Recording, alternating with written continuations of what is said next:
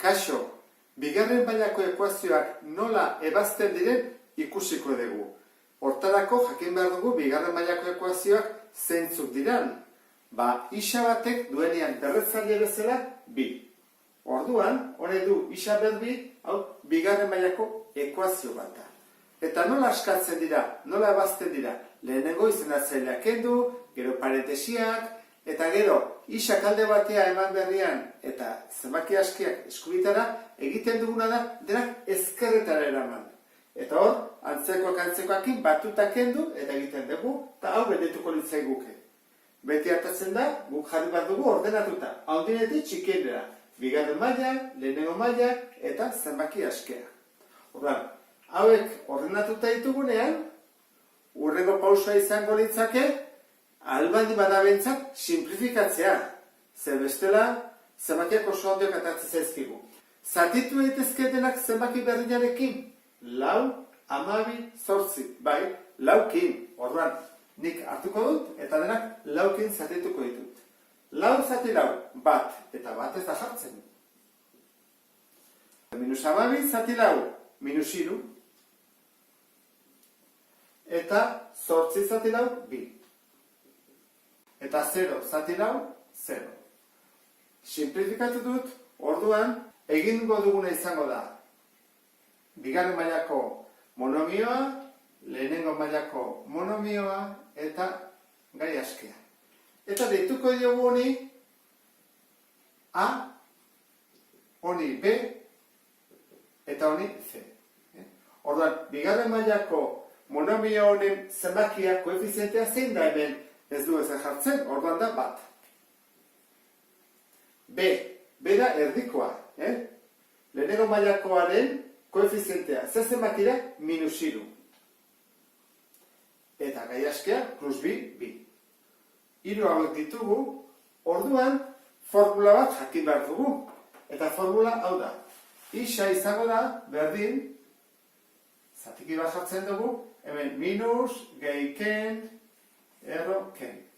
Izango ditzake. Minus B.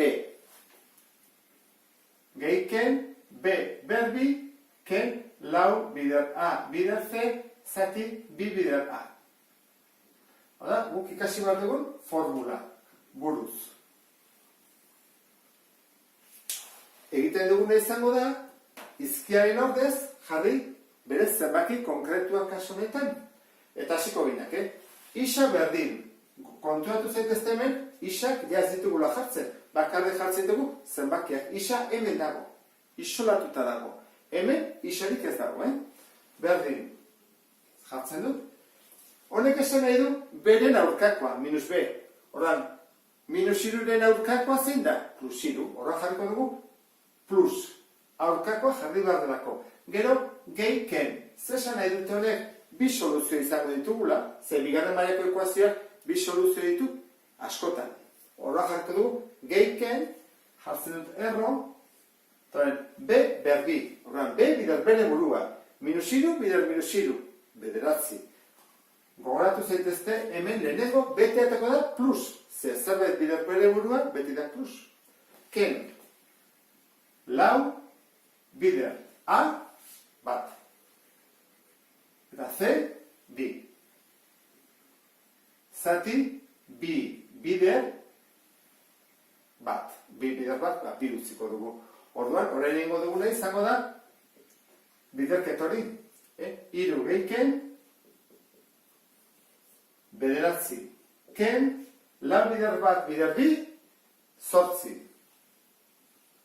Eta, zati bi. Jarraituko dugu, isa berdin.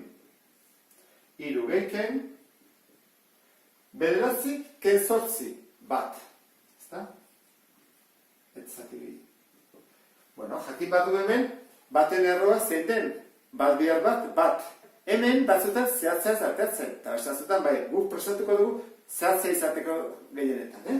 Horra niko dugu, bat bihar bat, bat. Horra esan dugu, honen emaitza dela bat. Jarko dugu, 3 gehi ken bat, zati bi.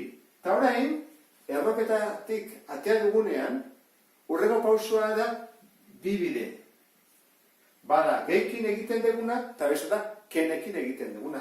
Bat izango zake Isa bat da, hiru gehi bat zati bi, eta beste bidea da, isa berdin, hiru ken bat zati bi.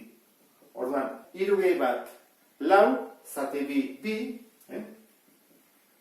bi da soluzio bat, eta bestea, hiru ken bat bi, bi zati bi bat. Ikusten ez zer bezala, ekuazio honek, bigarren mailako ekuazio, izango luke behintzat. Edo isa bik soluzio bat, eta isa berdin bat beste soluzioa. Bigarren mailako ekuazio honetan, ikusten ez bezala, desordenatuta dago. Lehenengo behar duna da, ordenatua jarri. Bigarren mailakoa lehenengo mailakoa, hau da, ondoren, gero, minus bi, berdin zero. Horren artean zakegu A, B eta C. Baina lehenago, albaldin badugu, saiatuko gara egiten zati bi, zati hiru, zati lau. Kaso honetan, dugu lau, sei eta bi, zatitu eteke bikin. Torran, gehituko zaizkigu, simpleagoak. Baina ez bikin bakarrik, baizik minus bikin. Zergatik, egiten badutenak minus bikin, minus, gehituko zaizkidenak positiboak. Orduan, zatituko denak, minus biki. Orduan, minus lau, zati minus bi, bi positibo. Minus sei, zati minus bi, hiru positibo. Eta minus bi, zati minus bi, bat positibo. Eta ikusten zuen bezala, askoz simpleagoa da hau baina. Horren bai jarrezaketela, adibidez, A zenba den, B zenba den, eta C zenba den. A, esan dugun bezala, hau da, B, hau, eta C, beste hori. Bakarrik zenbakiak. Hemen ez koefiziente da bi, honena, hiru, eta honena, bat. A da bi, B, hiru, C, bat. Hiruak jarri ditugu. Orduan, hemendik, formula, badakigu buruz, hau buruz ikasi bat delako, eta jarriko dugu.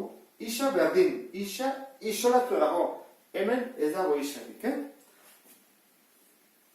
Beren aurkakoa, hiruren aurkakoa, minus hiru. Gehiken, erroa. B berdi, hiru bider hiru, bederatzi. Ken, ikutorela. Lau, bider bi, bider bat. Eta behan, bi bider bi. Ze, A, bi da, A kendu dugu, jarri dugu bi, A dagoelekoan bi, eta C lekuan bat jarri dugu. Eta B lekuan hiru. Horren, egin dezakegu. Minus hiru, gehiken, hemen izango da, erroa jarri, bederatzi ken, leheno bezala, zortzi eta zeigu, bi bider bi lau. Jarriko dugu, isa berdin. Bederatzik zortzi bat, eta baten erroa zen bada, bat baita ere, horra izango zateke minus hiru gehiken, bat zati lau. Eta hemen, bi bide bihurtzen zaizkigu, eta bat izango da isa denean batuketa, eta bestea da kenketa denean. Batutzen eta kentzen. Horra, minus hiru gehi bat, minus bi. Zati lau, hau simplifikatu eteke, eta gehitzen zaigu, minus erdi bat. Ezta? Hoi izango zateke, soluzio bat. Jarreteke betere minus 0,5, berdina da. Hau jarri da, hau jarri, gauza bera da. Eta hemen, minus hiru ken bat, minus lau, zati lau, hoi bai dela minus bat, osoa.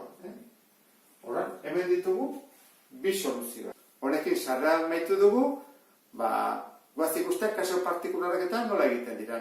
Beste bat arte, agur.